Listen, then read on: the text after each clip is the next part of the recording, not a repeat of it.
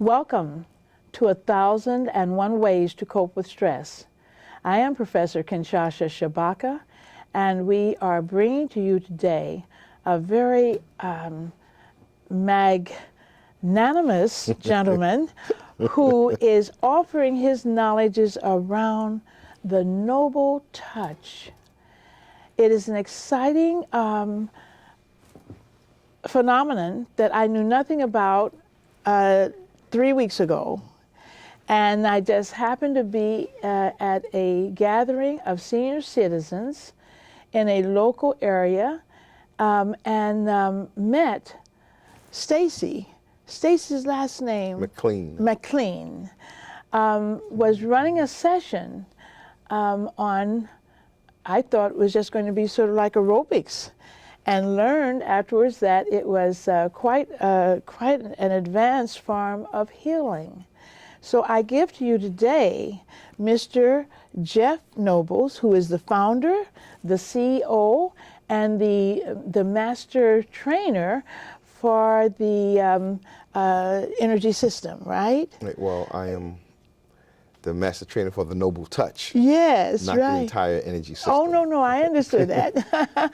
So again, welcome. Thank you so much for being here. Thanks for inviting me. And of course, I am very excited to hear how did it get started, your background, and things of that nature. Wow, so I give you the floor. Yes. Why don't I go for how it got started? My background goes way, way, way back. Wow. But I've been doing energy medicine and holistic mental health work since 1988. I started off doing something called neuro-linguistic programming, which is how you reprogram the mind. This is science of how to reprogram the mind. That's put it very basic description of it. Then I started doing energy medicine or energy healing in 1994.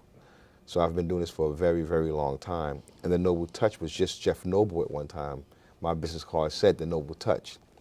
And then me and the creator got into a little fight, and I didn't want to do it full time because I had a regular job making a lot of money at the time. And so I didn't see doing this full time. I was kind of running away from my gift, from my calling, like a lot of us do. We have a calling, we know what it is sometimes, and we kind of run away from it because we don't see how we can make a living doing our calling, doing our purpose for being here. And so finally I said, okay, well, all right, you win. And I gave in, I quit my job and started doing it full time. And that's when it became the Noble Touch. And the creator provided me with other people who were interested, so I started training people also how to do it. And then we started going into community because there's a lot of suffering in the community. And with 80% of all major illnesses being stress related, if we could help remove the stress, we can help remove the illness that runs our community, basically. Incredible. So I've been doing it for a very long time. Incredible. So what year did you actually start as the Noble Touch? Probably officially, 2007, 8, 9, somewhere around there. But in fact, you've been doing this work for well over 3 30 decades. years. 3 decades, yeah. Absolutely. Well, tell us how it works. How does Because it work? I understand from Stacy, and when I went to the other meeting with the Pranic Healing. Right. Healing. Explain what Pranic Healing is. What does it mean? Pranic Healing is the system of energy medicine that we use. Energy medicine is the large umbrella. You have Reiki, you have healing touch, you have therapeutic touch, you have pranic healing. You have all these different systems of energy medicine. We study pranic healing. That's the system that we study. And pranic healing, basically, it's like everything is energy, first of all. And we realize that we always say that we're not our bodies and that we're spiritual beings having a human experience. But what does that really mean? There's a physical anatomy, and then there's also a spiritual anatomy. Now, most people know about the physical anatomy, but don't really know about the spiritual anatomy. And once you begin to realize that everything that happens to the physical body starts off in the spiritual body, or the biofield, as science call it, or the electromagnetic field, or the aura and the chakras, once people realize that everything starts out there, if you keep that part of your body cleansed and the energy flowing through smoothly, then you truly are doing preventive medicine. That's incredible.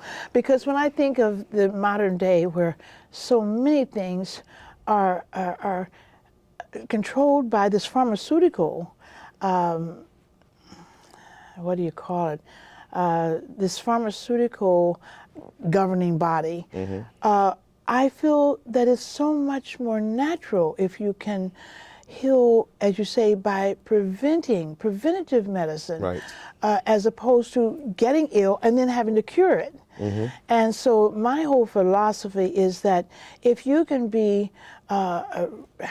cope with your stress in a meaningful way, that you would not respond to it the way some people do and get ill as a result of either having it remain in their bodies as opposed to expressing it in a healthy way and getting help for that. So this is why this is extremely important, the area that you work in. And I just want to know as much about it as possible, and I know that my audience would be interested. It's interesting because traditional medicine or allopathic medicine or the big pharmaceutical companies, when you go to a doctor, what you're really presenting is a symptom, not the cause.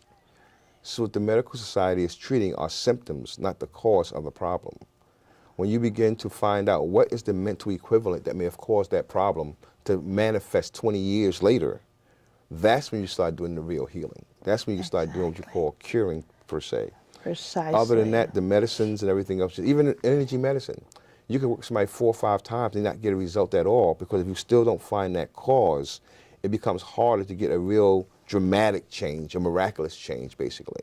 Absolutely. And a miracle was nothing more than the story that you tell yourself that you got over sooner or later, and then all of a sudden, boom, things change.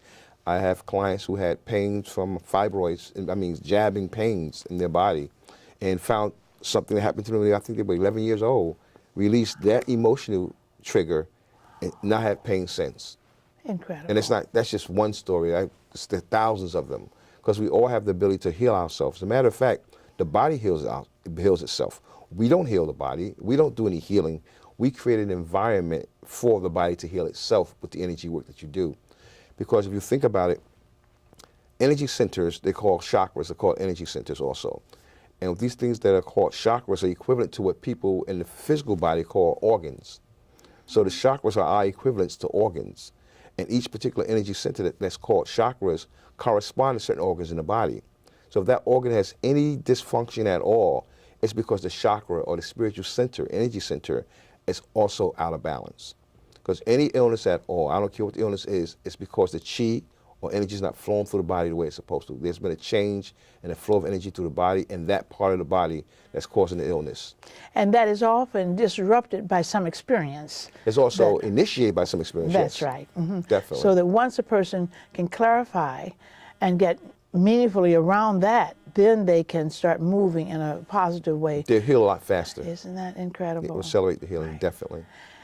Now, when you say a lot faster, I know that it is a very individual kind of phenomenon, and that people heal at different rates regarding their acceptability within self and things of that nature.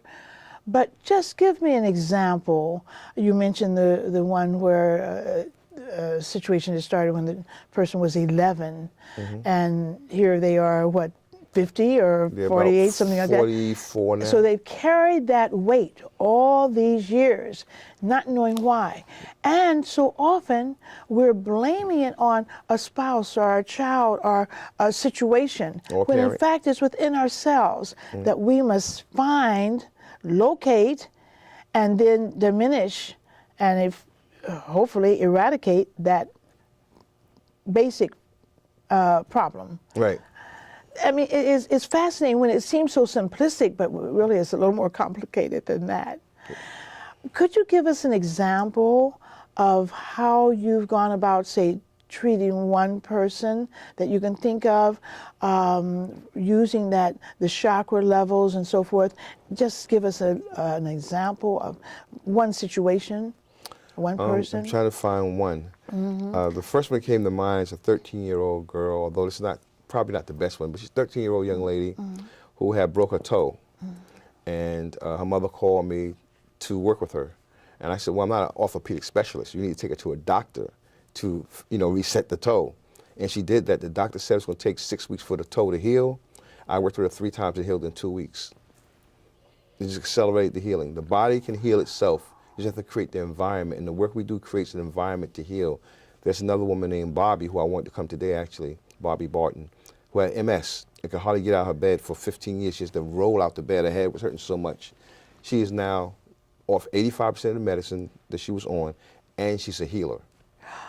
Incredible. So she's like the poster child sometime for what that we do. you because, for yeah, what you do. Because she has, has her own testimony. Oh, definitely. When we have a personal testimony, it is so much richer, Yeah. so much more viable, and so much more convincing to help others when you have that kind of an experience. That is phenomenal. Yeah, she will tell you the whole story. We got video, her on video talking about everything else because she was out of it. Isn't that something? Why was she unable to come today?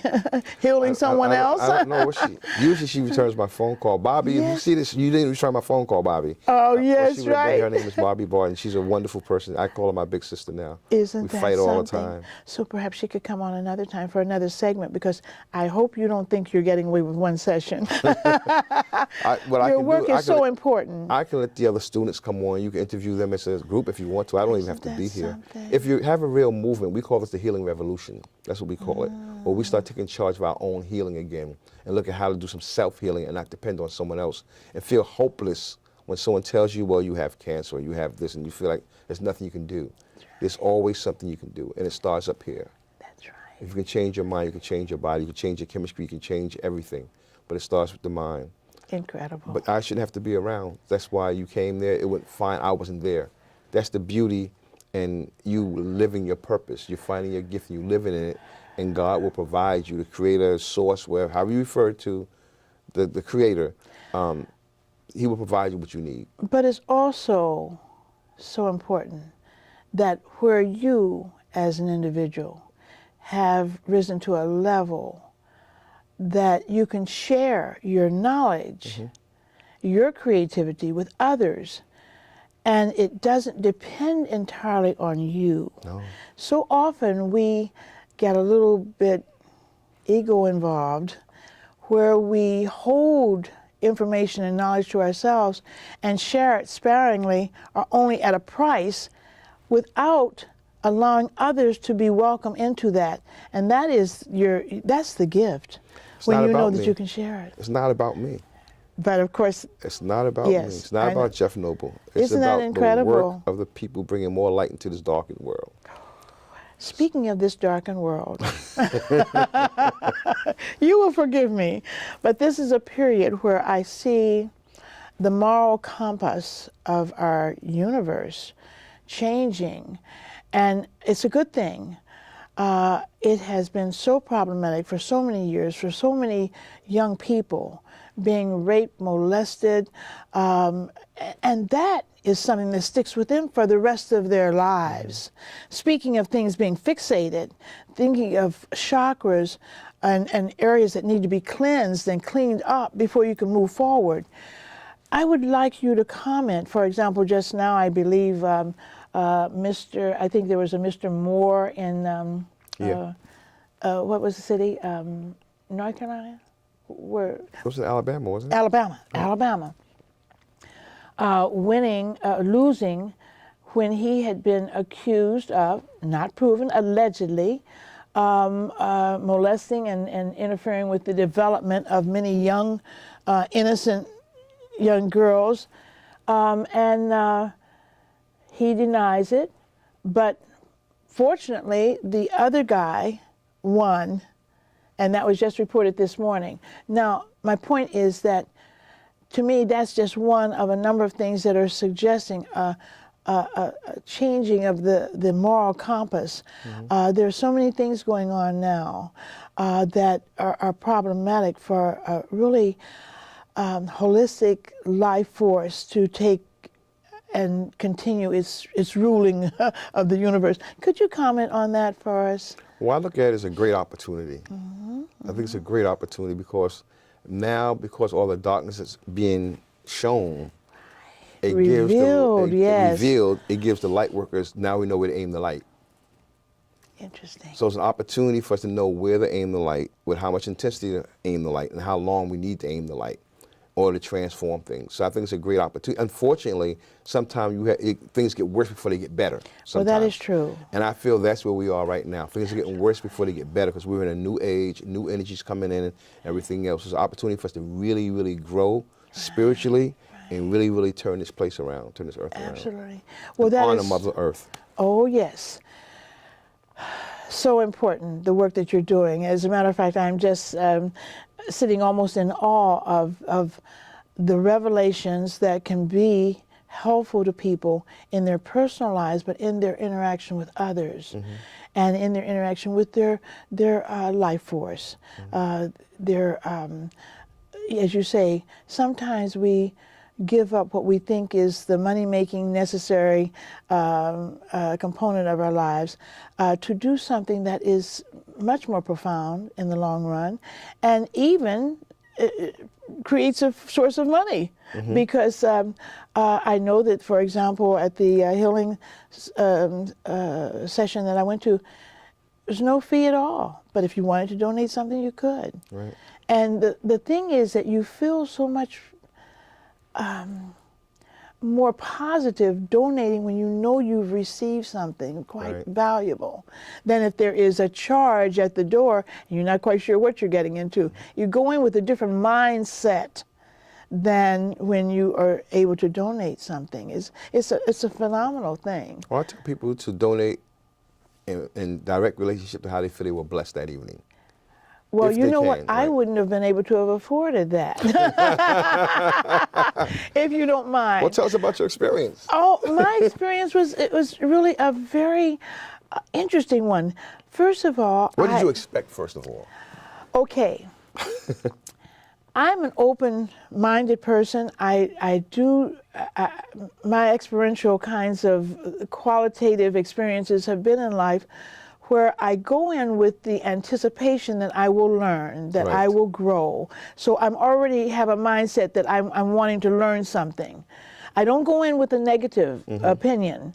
So I was open. I didn't know what to expect. I frankly did not, because I'd never heard of it. And when I will say this, when she told me about it, Stacy, at the session at the center, I said, well, that sounds interesting. And there was something about her aura that made me think, maybe I could learn from her or from what she's telling me about. So that was how I went in, with an open mind, with the understanding that although I didn't know that I was not fearful. I tend not to be a fearful person anyhow.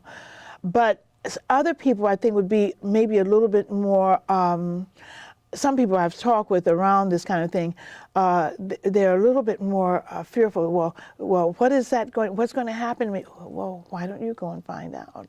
You know, why don't you have an... So anyhow, I was open, and I was very pleased when I got there. They were just in sort of like a meditative state. They were playing music that was very conducive to your introspection, to your thinking through what you were there for, because that was also the invitation. What are you here for? Right. And it was kind of like an open invitation for you to allow change, or for you to allow intervention. So that was my mindset. And as the period went on, I was surprised that there were no hands on. It was it was an experience where they used their hands to moderate the flow of energy around you. Right. That's what I ascertained pretty much on my own, because no one explained it to me. But the way they would dip the water and their hands in the water, I guess that was a cleansing aspect of making available for them to... I'll explain to you what that was. I would appreciate that. Because when they're sweeping your body, yes, right, and they're praying at the same time, by the way. Yes. And they can actually feel your energy. Right. They can actually feel the quality of your energy. So when they feel it get heavy or dirty, yes, or they want to feel the put it in the water and contamination, cleanse. they dump it in the water to clean their hands off I saw again. that. Otherwise, they will be transferring dirty energy back to your body again. Right, So that's what the spray was for. Yes, I clean, saw that. And that's why they dump into the salt water. Oh, and also it was interesting how they had the people at various intervals seated a distance so that the healer could be around just your aura. Right. So they had them spaced interestingly. Right. It was a fascinating experience. And so that as they clean, and she explained afterwards, because of course I had questions. I always have You should have questions. questions. Yes, absolutely. That as she cleaned the chakras, like if something is sort of out of alignment, that as you clean it, then that provides the opportunity for your chakras to get more in alignment. To realign themselves. Exactly. That's right. So it was, and so then after they did the session, we were able to just sort of sit again, listening to a bit of music that was kind of like very almost nondescript but beautiful. And that allowed you to kind of settle in whatever had happened to you during the session. So that's what was my experience was. It was a very beautiful experience. So what was it like for you afterwards, though? Afterwards, I almost feel like I shouldn't share it openly, but I will. Afterwards, it wasn't immediate, but I got home and I felt as though I had a colonic. There was a cleansing that it was really surprising, you know. I mean, I have paid for colonics over the years to make sure that my intestinal tract was cleansed and so forth. But this was a natural. And they didn't touch you. And they did not touch me. Oh, yes, they did. Right. Not physically. Not physically, right. But spiritually. It's like you took a spiritual shower. It was incredible. It was like a spiritual shower. It was incredible. That evening, it's like people getting a spiritual shower. They don't realize it was like a spiritual shower. Exactly. They clean So your physical it was body, such but they don't clean your spiritual body. an experience. And let me tell you something else you mentioned. You mentioned that it didn't happen immediately. Because in the energy field, there's something called lag time. Yes. And lag time is the time between the energy goes into your body and the time your body actually absorbs it and it assimilates throughout your entire body. Right. Like if you have pain, you take an aspirin, the pain doesn't go away right away. The aspirin has to come in, digest itself, then go throughout the body before the pain goes away. The same thing with energy work. But the energy work can last for days. It can last for days, Absolutely. And if you truly absorb it, you somehow, it lasts for even longer because what you're doing is you are incorporating now that feeling, that attitude change into your behavior. Into your being, yes. Into your being, right. Yes. So that you really are taking on and sloughing off what is negative and what is worthless, what is useless, and what is not good for you. Right. Imagine if you had that done every day. Whoa. Or just every week. Listen, people think I'm high most of the time. Anyhow, what are you on? I call it endorphins. Right. Endorphins. Endorphins, because I don't do drugs or smoke or drink. But so people sometimes tell me because of my high energy. But listen, I like to feel that I can go even higher.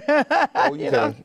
Remember, that was only 15, 20 minutes. Are you ready for that? The real session is an hour. A full session is an hour. Minimum an hour in most I don't cases. know if I could stand that. But isn't that, I mean, it's a beautiful thing that you do. And your workers, your healers, from where did they come? Oh, people that you've healed, could you share that with us? We have people from the police department, from teachers. Every walk of life. I can't think of a name or walk of life that I haven't done. Also, we've done work, we've taught people at Harlem Hospital.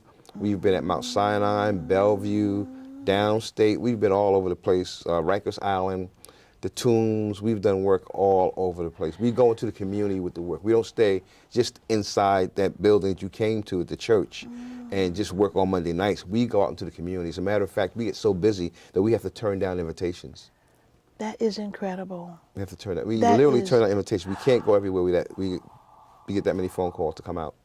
But now also, from where do you get the people, you say from all the different areas and so forth, and then they come into a training? Can you share with us what goes into the training of a healer? The training is 16 hours, and we have a big menu that has recipes for almost every illness you can think of. There's a recipe of what to do step by step by step. So even if you've never healed before, when you leave there, that training, you will be able to heal people either right in front of you, or you had the experience of seeing someone work on a chair. You told, you Yes, told me. I did. I said, no, wait a minute. Now, hocus pocus. No, that's remote healing. I saw her over there doing it. Something. What? Remote healing. So I've healed people as far as Australia and Thailand. And I'm here in my bedroom in my pajamas or in a bathrobe doing the healing work. And do you usually set up a chair or something to do it, or I set can it up be a chair, table imagine or in what? front of me, or sometimes I'll take a piece of paper and draw a stick figure and put their name above the stick figure and work on that. Or sometimes I just say their name over and over again. The easiest way is to have a picture of them. Because then you don't have to think about it at all. But if you don't have anything in front of you, you got to keep saying their name over and over again so you stay connected spiritually. So with modern technology, you can get a picture in a second. Yeah. By the Or you can do it on iPhone. Skype if you wanted to. Or on Skype. That is absolutely Probably about incredible. 45% of my work is remote. I don't see the people. Some people I don't even know. I'll see some videos. I'll see some videos of stuff. Listen, we have to make this. We have to make this more often than simply a one-session thing. By the way, how are we doing? We have 3 minutes. Okay. Would you summarize just what the opportunities are, what the future can be if people would address your form of healing? Well, I think the way I would probably end it is something I tell my healers all the time, that we play in a game, this game called life, much smaller than we should. Our spirit is much bigger than anything we ever experienced in this lifetime right now. But we hide behind the curtains of fear, doubt, and worry. And most people live in their fears and not living their dreams. Go back. Fear, doubt, and worry. Right. Go ahead. You know, when you think about it, you can see Picasso, people pay millions of dollars for Picasso masterpieces, and you know, all these masterpieces cost millions and millions and millions of dollars. And what we don't realize, especially as people of color sometimes, is that we are the master's piece. You know, we're always trying to copy something else. Well put. But we are the master's piece. So we need to consider this and really invite this into our lives. And that is, you were born and created as an original. So I tell people all the time, don't die a copy. You were created as an original by the Creator. Don't die a copy. Go out there, find whatever your dream is, wherever you want to achieve, and go for it. Guns blasting. Forget about the fear, doubt, and worry. Move through that. That's the way I would end it. That is incredible. I thank you, sir. You have enriched my life and all the lives that you touch through the screen. And knowing that you are a healer, I know you've touched the lives of many people who watch this program regularly. I thank you. All right. You'll be back. Look forward to it. And we thank you for watching 1001 Ways to Cope with Stress. I am Professor Shabaka, and this is the Honorable Mr. Jeff Nobles of The Noble Touch.